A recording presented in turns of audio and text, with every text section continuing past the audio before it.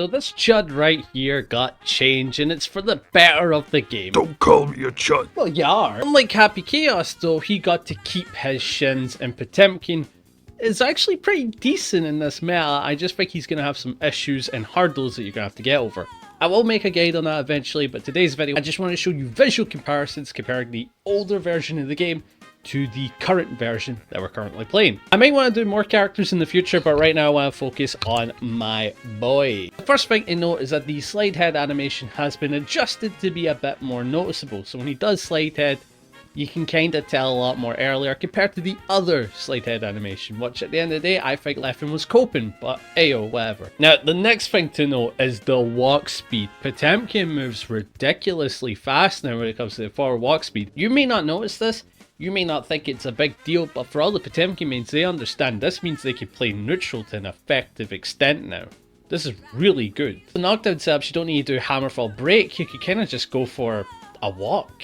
So that's pretty cool, but up next is the 2S changes. The 2S changes make it so that you can hit a little lower with a lower hurtbox. Now, I can't really notice the difference. I do think that there's a slight difference with some low profile attacks like 2Ks, but I haven't really noticed it on other things like vortexes. You already caught stuff like that. One of the more fun changes is 5H. When this tool is done, it no longer gives you a standing thing, it actually puts them in a soft knockdown. It doesn't affect any of the counter hit combos, but a normal hit, it does mean that you need to adjust what you're doing with this tool.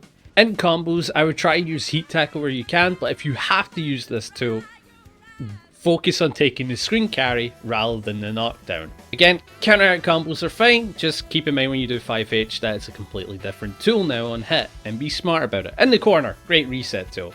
Anywhere else, you gotta adjust yourself. Now 6H got a really fun change. It now lunges forward and is active for 7 frames, meaning it covers so much more of the screen now compared to what it used to.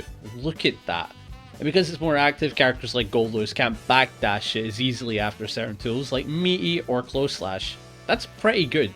Now Close Slash is a harder anti-air tool. Using this is a pretty decent anti-air tool when it comes to GuiltyGear. However, they decided to nerf that across the board, so you can only really use it in front of you, but anything above or behind, not happening anymore. A massive change, this is a huge nerf. Hammerfall got heavily nerfed, making it so when you hit the opponent's shins, when you hit Potemkin's shins, you'll actually stop him midway. This will work on Hammerfall and on the break, so when you're up against this character, you need to check the shins. You can't let him get away with this at full screen anymore. Right? You have to deny this. One of the biggest changes that makes Potemkin less toxic is the Potemkin Buster. As you know, this is a command grab that does 40% damage. However, one of the major changes is that it no longer has armor on the startup, meaning you can't use this on defense, and it's a little more difficult to just throw out there. Personally, I like this change. It makes him less scrubby when it comes to using armor and defense. Same with Hammerfall, there's good check tools, there's counterplay. I'm a big fan. When he's got meter, there's no counterplay, straight up. And another thing about Potemkin Buster is that it loses to normal throw now, so you have to be on your tippy toes when it comes to doing Garuda pressure. You can get thrown out of it if you're not on point. Of course, their throw also leads to Oki, so when you get thrown, you're in the same scenario, so you gotta keep your eye out. One thing I almost forgot to mention was Flick. Flick got changed to a massive degree, and it's not in the hitbox, it's on the projectile. The projectile no longer goes full screen, but it still keeps the priorities that it does, where it will kind of overpower other things. But another major nerf is that the projectile no longer hard knockdown. So if you manage to land this against an opponent after flicking a projectile, you don't get a turn. But you do stop their neutral control, so it's still a very good tool to represent against projectiles. It means that you're just going to absolutely murder Asuka in the matchup.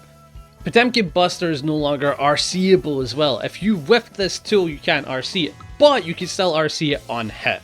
So if you get a combo, you can do Potemkin Buster, Roman Cancel, do whatever you want.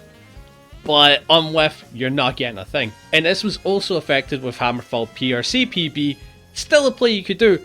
However, the damage has been nerfed to a massive degree, making it almost do 20% at best. Now, Heavenly Potemkin Buster got changed quite a bit. You can no longer Roman cancel it, meaning if you go up and you want to do some cheeky left-right stuff, not happening anymore. You can't do that. Also, it has counter hit for the active and the recovery frames, meaning if you try use this and the opponent's on their toes, you're getting hurt.